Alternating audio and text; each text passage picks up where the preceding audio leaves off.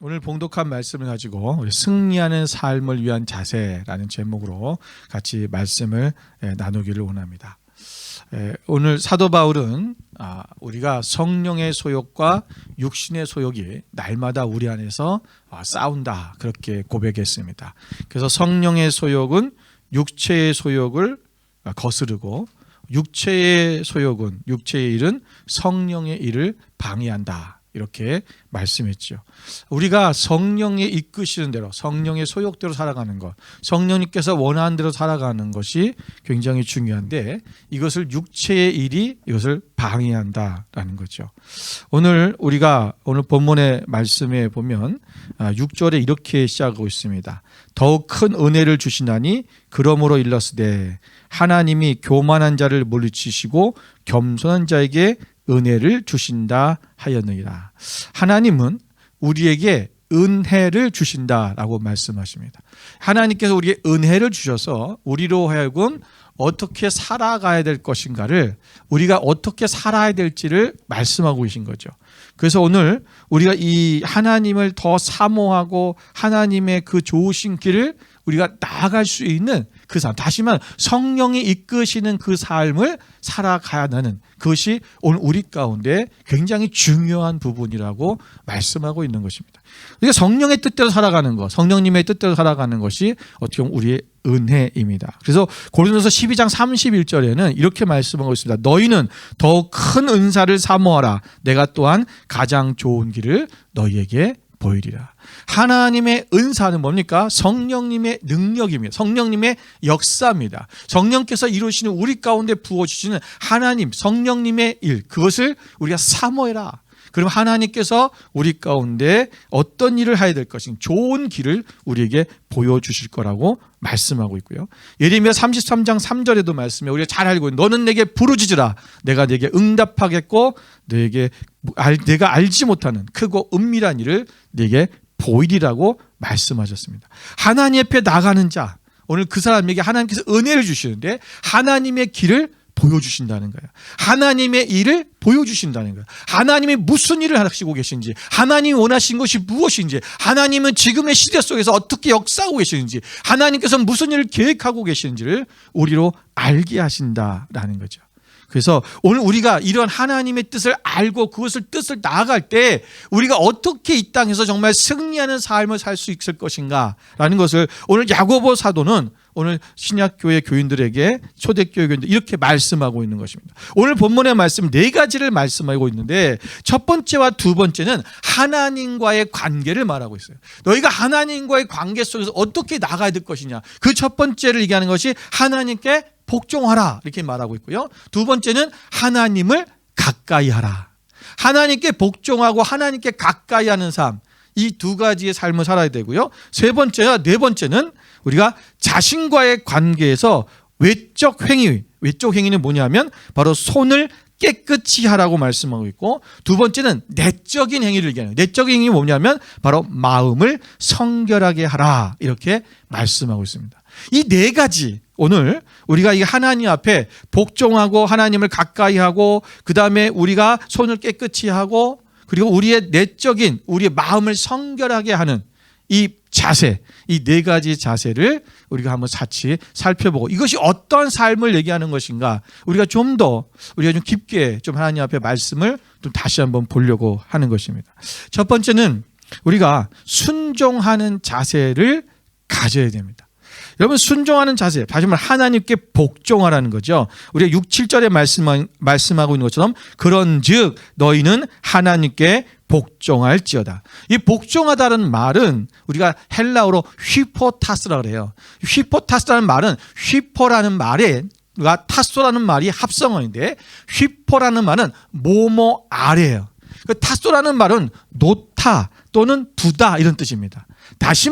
이것을 다시 말하면 우리가 뭐뭐 아래에 놓아둔다는 거예요. 다시 말하면 우리의 뜻을, 자기의 뜻을, 나의 뜻을 하나님의 뜻 아래에 놓아두는 것. 우리가 그것이 바로 복종이라는 거예요. 복종, 휘포타스. 그러니까 나의 뜻을 하나님의 뜻 아래에 놓는 것. 우리는 우리의 뜻을 이루기 위해 살고 가잖아요. 우리가 하나님의 뜻이라고 말하면서도 사실은 그것이 내가 원할 때 하나님의 뜻이라고 얘기하지, 내가 원하지 않을 때는 하나님의 뜻이라고 하지 않아요. 옛날에 저희가 어렸을 때 신학교 다닐 때 많이 듣던 그런 설교 예화 속에 이런 얘기했어요. 여러분들 들어본 적이 있는지 모르겠지만 어떤 사람들이 이 남학생이 버스를, 옛날에는 시내버스 타면 뒷자리에 남학생들이 많이 앉거든요. 그런데 버스를 타는데 옆에 이쁜 여학생이 타고 그다음에 왼쪽에는 못생긴 여학생이 탔다는 거죠. 그래서 차가게 코너를 도는데 이쁜 여학생 쪽으로 쏠리면은 주의 뜻대로 하십소서 그러고, 못생긴 여학생들 하면 시험에 들지 말게 하소서 그러고. 그게 뭐냐면 자기가 원하는 거라는 거죠. 우리가 하나님의 뜻을 따라가는 것, 그것을 하나님의 뜻 아래 내 뜻을 내려놓는 거야. 오직 하나님의, 그게 뭐야? 복종이라는 거야. 우리가 하나님 앞에 이런 복종하는 자세를 가져야 되는 겁니다. 우리는 이 말씀을 통해서 오늘 신앙생활에 필요한 것이, 여러분 무슨 얘기냐면 성령님의 임재나 기름 부으심만이 아니라는 거예요. 여러분 아담과 하와가, 여러분 하나님의 임재가 없었습니까? 그 에덴 동산에 하나님의 음성이 안 들렸나요? 여러분 거기서는 아담과 하와는 하나님과 직접 대화를 했어요. 늘 하나님이 함께 계신 것을 느끼며 살았을 거예요. 아니, 느끼는 게 아니라 그냥 그들은 눈에 보는 것 같이 살았을 거예요.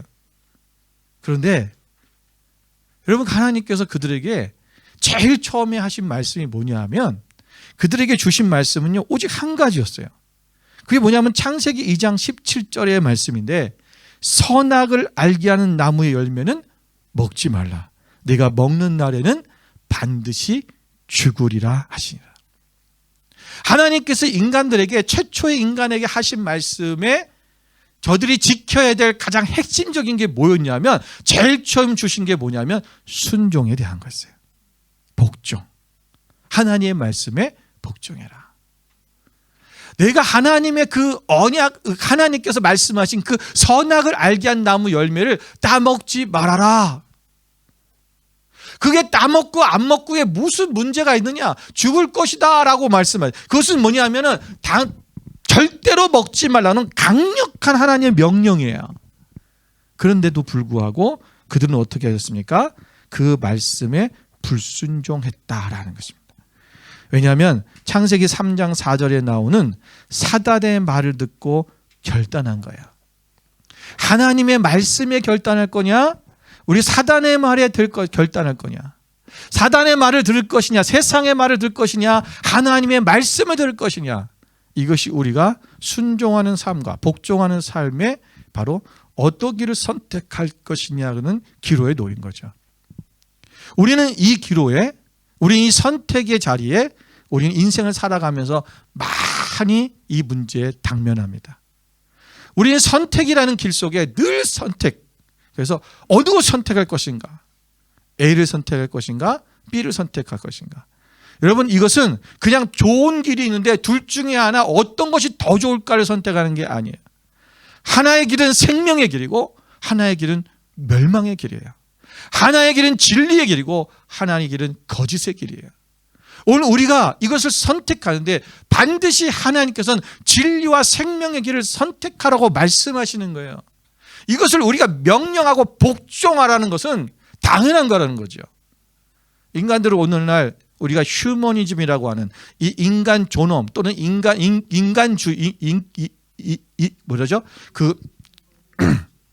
우리가 이 인류에 대한 자기의 그 휴머니즘에 따라 때문에 많은 사람들이 뭐라면 내가 왜 복종해야 돼? 라고 생각하는 거죠.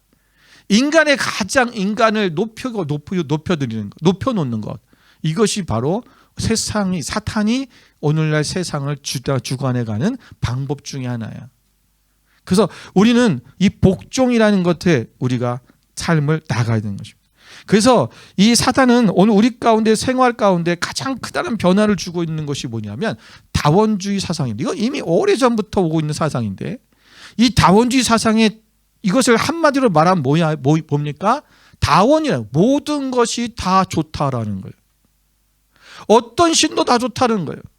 종교적으로 따지면 기독교도 좋고 천주교도 좋고 불교도 좋고 이슬람교도 좋고 다 좋다라는 거예요. 거기에 다 진리가 있다는 거예요. 너희가 믿고 싶은 거 선택하라는 거예요. 오늘 우리의 모든 사상 속에서 우리가 하나님 앞에 모든 것을 너희가 다 좋다라고 생각하게 만들어 놓은 것. 우리가 하나님만이 유일하신 길이요 진리요 생명이라고 하시는 이 사상을 깨트려 보는 것이 오늘날의 사상입니다.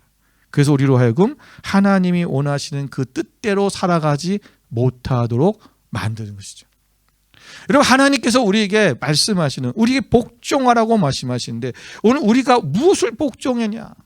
우리가 계속해서 하나님 앞에 하나님께서 인간에게 처음부터 창조 때부터 우리에게 말씀하신 게 뭐냐면 너희는 거룩하라라는 거예요. 하나님의 성품을 닮아가라는 거. 그것은 뭐예요? 거룩이에요. 너희가 우리의 형상대로 하나님께서 우리를 하나님의 형상대로 지음받았다는 것은 하나님과 같은 거룩함을 유지하라는 것입니다. 오늘날 인간은요, 오늘 기독교인조차도 이 거룩함을 상실해 버렸어요. 거룩한 삶을 살아가는 것이 왜 중요한지를 몰라요. 거룩한 삶을 살아가지 않으려고 노력을 해요. 거룩한 삶을 살으라 그러면 왜 그래야 되냐고 그래요. 그것이 오늘날의 문화요, 오늘날의 조류예요. 시대의 흐름이라는 것입니다. 과거에는 뭔가 그리스도인들이 하나님의 자녀로서 우리가 하나님의 성품을 닮아가고 하나님 거룩한 삶을 살려고 노력하게 했다면 요즘은 교회까지도 그냥 세상에서 하는 일들 모두 똑같이 다 해도 괜찮다라고 하는 그러한 사상이 오늘 교회 가운데 흘러가고 있습니다. 베드로전서 1장 16절에 기록되었을 때 내가 거룩하니 너희도 거룩할지어다. 여러분, 우리는 믿음을 가지고 날마다 선택하며 결단하며 살아야 되는데 거룩함을 위해 부름을 받았다라는 것입니다. 여러분, 이 사실을 잊지 말아야 돼요. 우리의 거룩한 삶을 살아가려면 어떻게 됩니까? 하나님의 계명, 다시 말해 하나님의 말씀을 지켜야 돼요. 요한일서 2장 3절 4절 우리 같이 한번 읽어볼까요? 함께 읽겠습니다.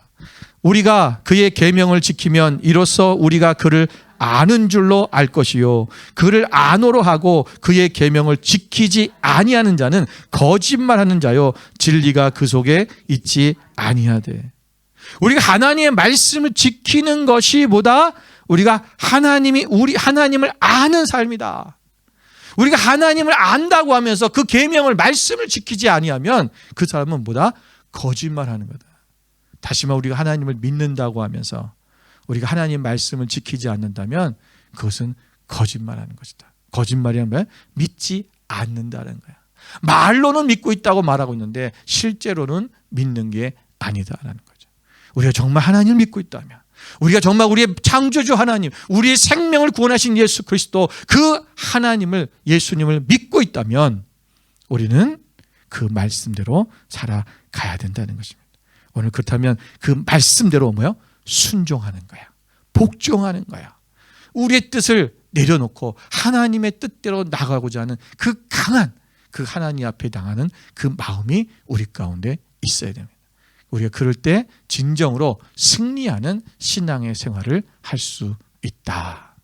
두 번째는 우리가 하나님을 사모하는 자세를 가져야 됩니다. 오늘 본문의 말씀에 보니까 하나님을 가까이 하라 그랬어요.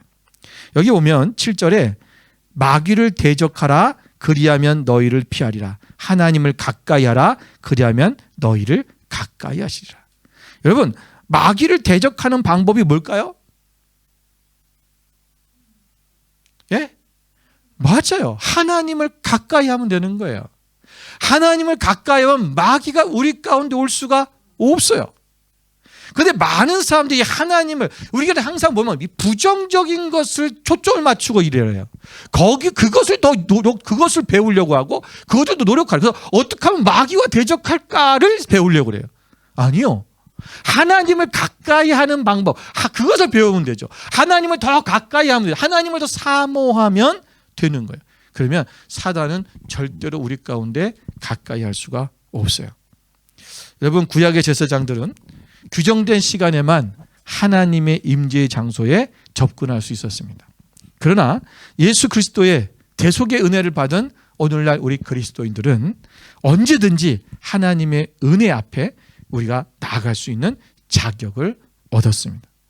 하나님은 성도를 사랑하시고 또 성도들과 하나님의 자녀들과 늘 교제하기를 원하십니다. 여기서 가까이 하라라고 번역된 이 엥기세테라는 말은, 헬라어로 엥기세테는 이게 엥기조라는 말에서 왔는데, 엥기조라는 말의 부정 과거 명령어예요. 그 말은 뭐냐면 이 명령, 여기서 명령은 명령의 단호함 그리고 아주 긴박함, 즉각성을 얘기하는 거예요. 반드시 당장 지금 하라는 거예요. 이것은 가까이 하는 것이 어느 때 시간 됐을 때, 어느 때 주님이 오실 뭐 그때에 이런 얘기가 아니라 당장 지금, 그리고 단호한 어조로 하나님을 가까이. 왜? 굉장히 중요하기 때문에 그래요. 하나님을 사모하는 마음, 하나님을 가까이 하는 이 마음이 오늘 우리 가운데 더 강력하게 우리가 주님 앞에 나가야 되는 것입니다. 여러분, 우리가 하나님을 가까이 한다는 것은 처음에는 우리가 하나님이 우리에게 먼저 찾아오신 거예요. 그죠? 우리 무슨 얘기냐면 하나님이 우리를 찾아오셔서 우리로 하여금 하나님의 자녀가 되게 하셨어요. 여러분, 우리가 어린아이가, 부모가 아기를 낳잖아요. 아기가 엄마 아빠를 선택한 게 아니죠. 부모가 자녀를 낳은 거예요. 그런데 그 부모가 자녀를 낳으면 이 아기는 어렸을 때는 젖먹일 때는 엄마의 그 엄마가 아주 친밀하게 그 아이와 늘 함께 있어 주잖아요. 아이가 엄마랑 함께 있고 싶어서 있는 게 아니에요. 그죠? 예. 그럴 의지는 있지만 그럴 수 있는 힘은 없어요. 그러니까 누가 함께 해주신 거예요? 하나님이 우리와 함께 해주시는 거예요. 그래서 우리를 계속 우리를 돌봐주시고 양육해주시고 우리를 자라가게 하셔요. 그런데 많은 사람들이 여기에서만 하나님과의 친밀한 교제를 내가 하고 있다라고 착각하고 있는 게 문제예요. 여러분, 그것은 하나님의 일방적인, 하나님이 우리를 사랑하시는 하나님과의 친밀함이에요. 그럼 우리가 이제 어떻게 되냐? 우리가 성장하면, 장성하면 어떻게 돼요? 하나님을 사랑하고 하나님 앞에 더 나아가 하나님을 찾고 하나님을 더 기쁘시게 해드리는 삶으로 나아가는, 우리가 그 하나님 앞에 더욱더 친밀한 가운데로 나아가는 삶이 우리 가운데 있어야 된다는 것입니다. 그래서 우리가 하나님과 가까이 나가는, 하나님 앞에 더 나아가는 이 사모함이 우리 가운데 있어야 된다는 거죠. 여러분, 우리가 하나님을 가까이 하라는 말씀은 우리의 의지적 결단과 행위를 요구하는 것입니다. 여러분, 다윗이 시편 1편에 이렇게 고백했잖아요. 내가 하나님 앞에 계속해서 의지적 결단을 하고 내가 경건의 훈련으로 하나님 앞에 말씀 앞으로 나가겠다. 내가 주야로 말씀을 묵상하겠다. 내가 하나님의 말씀 안에 날마다, 그러니까 내가 의지적으로 그렇게 나가겠다라고 하나님 앞에 고백하고 있는 거죠. 다윗은요, 또 새벽에 시편 119편 147절에 보래, 내가 날이 밝기 전에 부르짖으며 주의 말씀을 바라싸우며, 내가 새벽에 하나님의 말씀을 앞에 나가고 하나님 앞에 기도하고 하나님 앞에 나가겠습니다. 그 자원하는 마음으로 내가 하나님을 더 가까이 하겠다고 하는 그 사모하는 그 마음을 그가 나타내 보이고 있어요. 실제로 다윗은 그렇게 했어요. 그 다윗은요, 늘 그 다윗의 장막을 지어놓고, 그때 하나님 앞에 그곳에 달마다 나아가서 하나님과 교제하고 하나님과 함께 예배하고 하나님 앞에 나아가는 그 삶을 계속적으로 유지했다라는 것입니다. 여러분, 우리가 세상에서 우리가 전도하고 또 우리가 기도하고 구제하고 또 봉사하고 여러 가지 사역을 하는, 여러분, 이 모든 것들이 어느 곳에 가면은 전도하는 것이 최고입니다. 전도해야 됩니다. 그것만 얘기하는 데가 있고, 어떤 데 가면은 또 우리가 기도해야 됩니다. 기도가 최고입니다. 라고 얘기하는 데가 있고, 또 어떤 데 가면 구제하는 것이 최고입니다. 우리가 가난한 자를 돌봐야 됩니다. 얘기하는 데가 있고, 어떤 데 가면 또 우리가 하나님의 교회를 사역을 통해서 하나님의 역사를 이루어야 됩니다. 교회를 세워야 됩니다. 그걸 주장하는 사람들도 있어요. 근데 여러분, 이 모든 것이 다 여러분 필요하고 해야 되는 일이에요. 교회가 해야 되는, 우리 성도들이 해야 되죠. 그런데 이런 일들을 해 나갈 수 있는 기본적 받침의 힘이 어디서 오냐면 바로 예배예요. 예배를 하지 않으면 하나님 앞에 예배하지 않는 삶 속에는요, 이것은 단순히 그냥 하나의 일로 끝나버려요. 하나님을 진심으로 예배하는 자, 그 사람이 진심으로 이 모든 일들을 해내갈 수 있게 되는 거예요. 오늘 보십시오. 이 코로나 사태로 인해서 많은 사람들이 예배가 게을러졌어요. 그러니까 어떻게 됩니까? 점점 신앙의 부분들이 하나님을 예배하던 그 삶 속에서 이것이 점점 흐릿해져 가니까 점점 믿음이 떨어지고 있잖아요. 점점 게을러지고 있잖아요. 내 영적인 모든 상태들이 정말 하나님 안에서 이것이 메말라지고 있고 황폐해지고 있는 것을 우리가 느끼잖아요. 하나님을 예배하는 삶, 그 예배의 자리로 우리가 나아가는 거, 그게 뭐야? 하나님을 사모하고 하나님을 더 기쁘시게, 하나님을 그 간절히 가까이, 하나님께 더 가까이 가고자 하는 그 마음, 그것이 우리 가운데 있어야 되고, 그렇게 실제로 하나님 앞에 나가는, 하나님을 만나는 그 교제의 자리를 만들어야 돼요. 이걸 뭐예요? 우리가 의지적으로 만들어야 되는 거예요.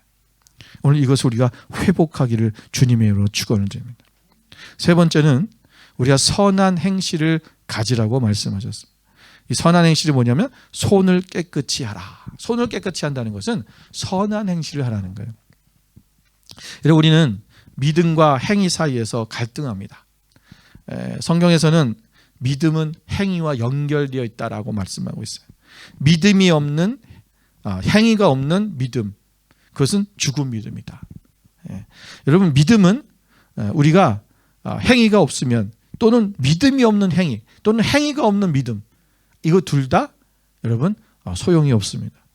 히브리서 11장은 보면 믿음이 무엇인가를 말씀해 주고 있는데, 그런데 거기 보면 믿는 자들이 어떻게 행했는지를 말해줘요.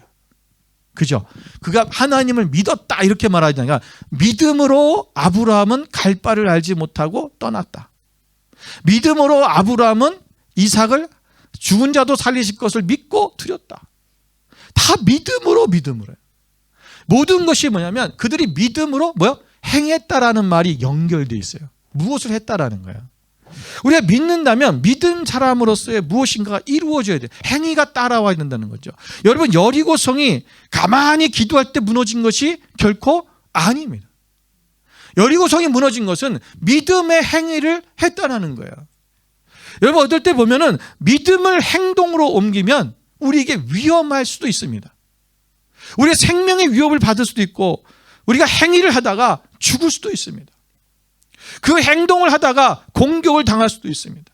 그냥 단순히 믿기만 할 때는 아무런 위험이 없어요. 그런데 믿음의 행위를 할 때 우리 가운데 어려움이 오는 거예요. 두려움이 올 수 있을 거예요. 또 믿음의 행위 때문에 우리 가운데 여러 가지 이런 공격을 당할 수도 있습니다. 여러분, 여호수아와 그 백성들은 그 결단을 하고 믿음의 행위를 한 거야. 여리고 성을 그 한 바퀴, 두 바퀴 매일 돌 때마다, 여러분 첫 번째 한 바퀴 돌 때는 여러분 그들이 그렇게 할 수 있어요. 그러나 여러분 두 번째 돌 때는 적지에서 여리고 성 사람들이 그것을 보고 쟤네들 뭐 하는 짓이지?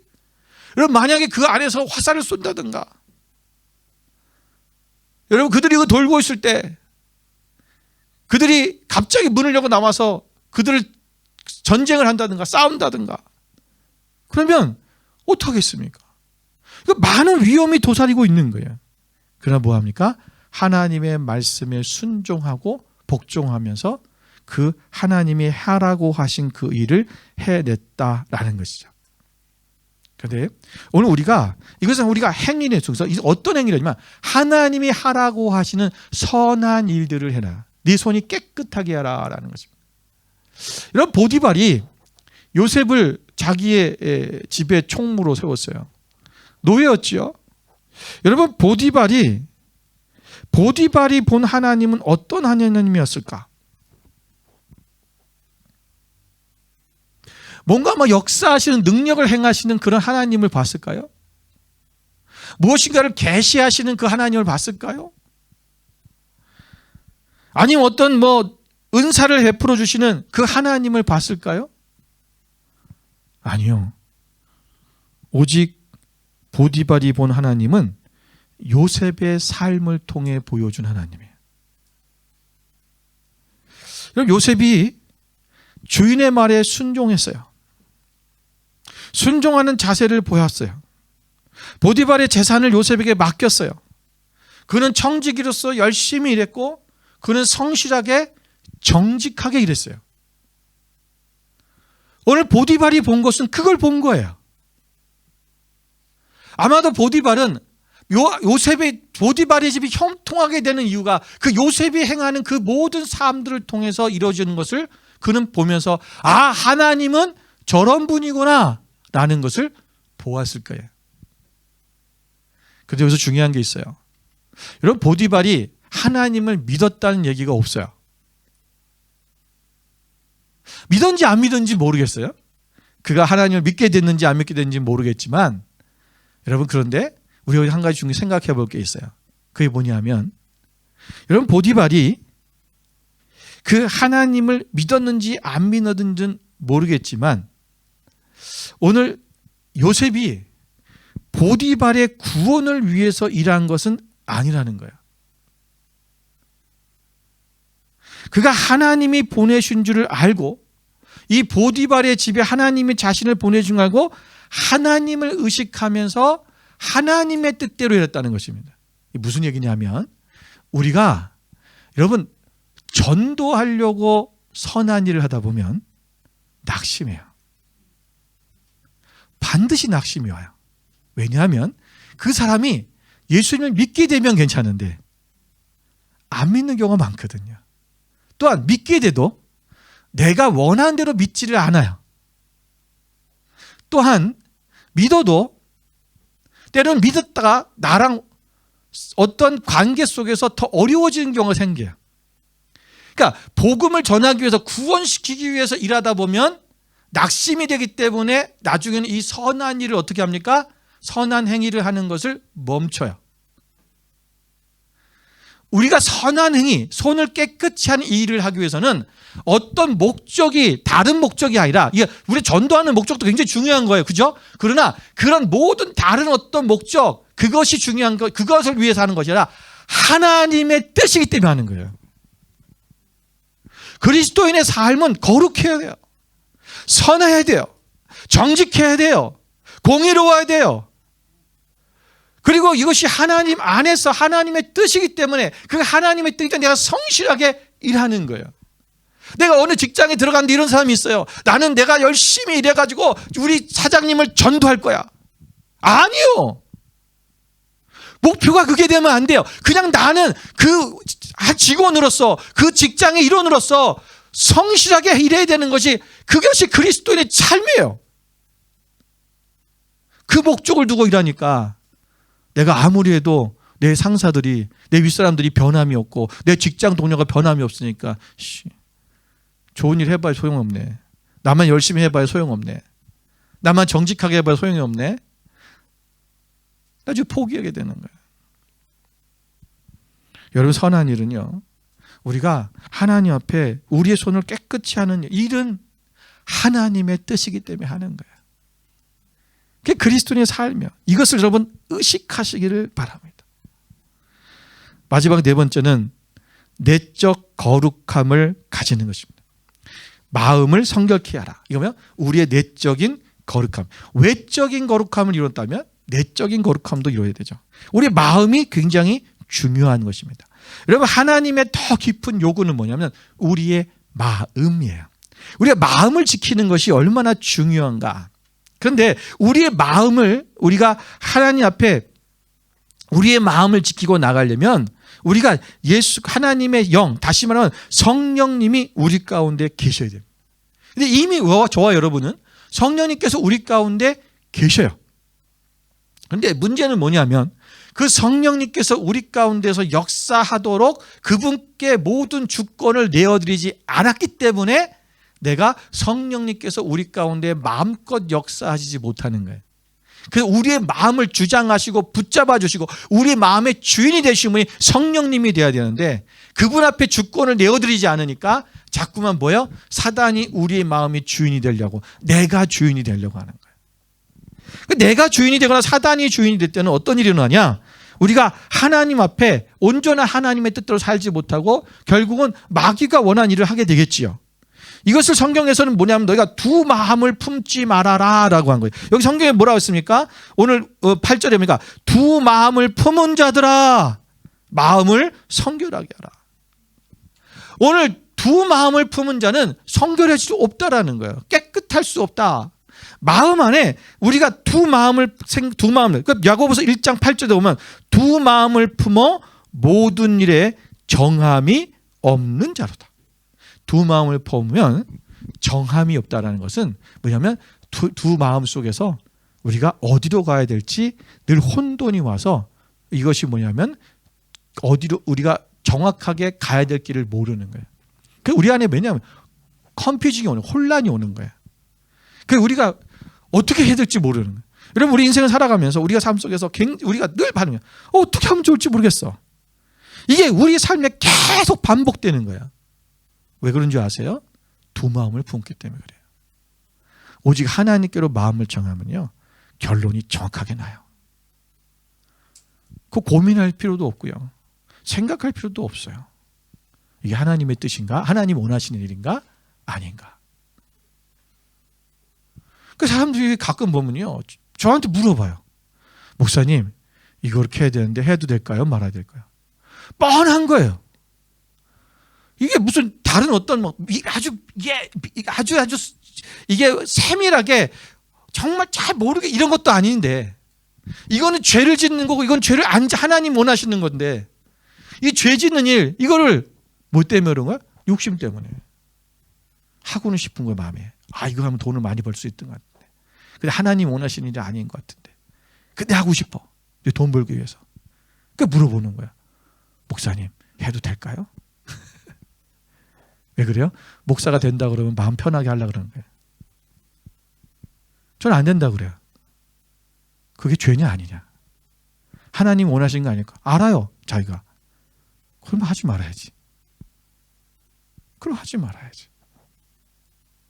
그런데 사람들은 계속 혼란. 이게 정함이 없는 거예요. 왜? 두 마음을 품었기 때문에 그렇습니다. 마태복음 5장 8절에 보면 마음이 청결한 자는 복이 있다 그랬어요. 그럼 선생님은 그들이 하나님을 볼 것이다. 마음이 깨끗한 자는 하나님을 봐요. 자 그렇다면 오늘 우리의 마음에 우리가 어떻게 이것을 마음을 성결하게 할까? 여러분 우리의 마음 안에요 하나님의 언약궤가 있으면 될 것 같아요. 여러분 언약궤는 우리가 법궤라고 하지 않습니까? 여러분 저 법궤 안에 무엇이 들어있어요?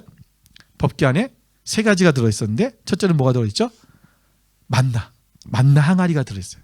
만나가 담긴 항아리예요. 빈 항아리가 아니라 하늘에서 온 만나. 자, 이 만나는 우리가 영적으로 해석을 할 때 뭘 얘기하죠? 항상 우리가 먹어야 돼 매일 먹어야 할 일용할 양식 하나님의 말씀. 우리가 항상 내 말씀을 하나님의 말씀을 내 안에 채워야 돼요. 그러면 우리의 마음에 정함이 일어나요. 두 마음이 안 품어지. 왜? 하나님의 말씀이 늘 생각나기 때문에. 말씀 붙들고 살아가면요 우리가 절대로 다른 그런 유혹에 빠지지 않아요. 그래서 우리가 이 말씀을 날마다 우리가 믿고 말씀을 묵상하고 말씀을 읽고 말씀을 듣고 살아가는 것 이것이 굉장히 중요합니다. 두 번째는 뭐가 있었냐면 십계명 두 돌판이 있었어요. 여러분 이 돌판은 하나님의 말씀이 새겨진 거죠. 네. 이것이 하나님께서 직접 그 돌판에다가 십계명을 새기셨어요. 여러분 이것도 하나님의 말씀인데 오늘 이 말씀이 뭐요? 우리 안에 완전히 새겨져야 돼요. 근데 하나님이 완전히 우리 가운데 새겨져서 말씀이 새겨져 갖고 뭐냐면 우리가 하나님 앞에 완전히 인침받은 그래서 하나님의 능력 안에서 그분 앞에 완전히 붙들려 있는 그 삶이 우리 가운데 있어야 된다는 것입니다. 요한계시록 9장 4절의 말씀에 보면 우리 같이 한번 읽어볼까요? 그들에게 이르시되 땅의 풀이나 푸른 것이나 각종 수목은 해하지 말고 오직 이마에 하나님의 인침을 받지 아니한 사람들만 해하라 하시더라. 이 마지막 때에 어떤 그 진멸이 오려운데 그때 하나님의 인침을 받지 아니한 사람들만 해합을 당한다. 오늘 우리가 하나님 앞에 인침을 받은 하나님의 말씀이 우리 가슴팍에 완전히 신비에 새겨져서 하나님의 사람이라고 하는 이것이 우리 가운데 이 마음속에 들어있어야 된다는 거예요. 세 번째는 아론의 쌍난 지팡이가 있었어요. 여러분 이 아론의 쌍난 지팡이는 뭐 우리가 배경 여러분 잘 아시니까 여러분 더 설명을 하지 않겠습니다. 그런데 이 아론의 쌍난 지팡이는 뭐요? 죽었던 나무가 지팡이잖아요. 그런데 이 지팡이에 어떻게 됐어요? 여기에 부활의 역사가 일어났어요. 여기에 꽃이 피고 꽃이 폈어요. 여러분 이 민수기 17장 8절에 보면 이렇게 얘기합니다. 이튿날 모세가 증거의 장막에 들어가 본즉 레위 집을 위하여 낸 아론의 지팡이에 움이 돋고 순이 나고 꽃이 피어서 살구 열매가 열렸더라. 열매까지 맺힌 거예요. 여러분 죽은 나무가 열매를 맺히는 그 삶. 마가복음 4장 28절에도 이런 말씀이 있습니다. 땅이 스스로 열매를 맺되 처음에는 싹이요 다음에는 이삭이요 그 다음에는 이삭의 충실한 곡식이라. 다시 무슨 얘기를 하는 거냐면 오늘 우리의 삶 속에 우리가 하나님의 말씀이 살아 움직여서 그것이 우리의 삶을 통해서 우리의 마음 가운데 생명이 다시 솟아나고 그 생명을 통하여 열매를 맺히는 그 삶이 우리 가운데 있어야 된다라는 거죠. 이것이 오늘 우리의 내면의 삶에 우리의 마음에 이것이 있어야 돼요. 그러니까 우리가 외적인 어떤 열매를 맺히기 전에 먼저 우리의 마음의 열매가 먼저 맺혀져야 돼요. 여러분 고린도서 14장에 보면 방언에 대한 얘기 나올 때 너희가 방언으로 말하면 마음으로 어떻게 할까? 마음의 열매를 어떻게 맺을까? 이렇게 얘기해요. 그러니까 마음의 열매를 맺는 것도 뭐냐면 마음으로 기도하라는 거예요. 그러니까 우리가 마음으로 먼저 기도하지 아니하고 그냥 방언으로만 입술로만 이렇게 하면 우리의 열매가 일어나지 않는다는 거예요. 다시 말하면 마음의 열매가 먼저 일어나야 된다. 마음으로 우리가 먼저 기도해야 된다라는 거예요. 그래야 열매가 일어나요. 그런 마찬가지로 우리의 삶 가운데서도 먼저 우리의 마음 속에 열매가 이루어져야 돼요. 그리고 우리의 행동이 나타날 때 우리의 삶으로 그것이 드러나지고 나타나지는 거예요. 오늘 이 언약궤 속에 있던 세 가지가 오늘 우리의 삶 속 우리 내면을 우리가 확실히 채워서 우리가 그것이 진실로 하나님의 원하시는 그 삶으로 드러나지는 그 삶이 우리 가운데 있어야 될 줄로 믿습니다. 이제 우리는 여러분 단순하게 교회만 왔다 갔다 하는 출입하는 그러한 단계에서 우리가 하나님 앞에 더 결단의 자리로 나아가는 그 삶이 우리 가운데 있어야 될 줄로 믿습니다. 나의 믿는 바를 행동으로 나타나고 우리가 믿는 것을 주장할 뿐만 아니라 그것이 열매 또한 나타나는 삶. 그래서 우리의 승리하는 삶을 위해 하나님과의 관계 또 하나님과의 친밀함을 가지고 우리의 내적 외적 생활에 놀라운 변화를 가져오는 그래서 승리하는 삶을 살아가는 여러분 되시기를 주님의 이름으로 축원을 드립니다. 함께 기도하겠습니다.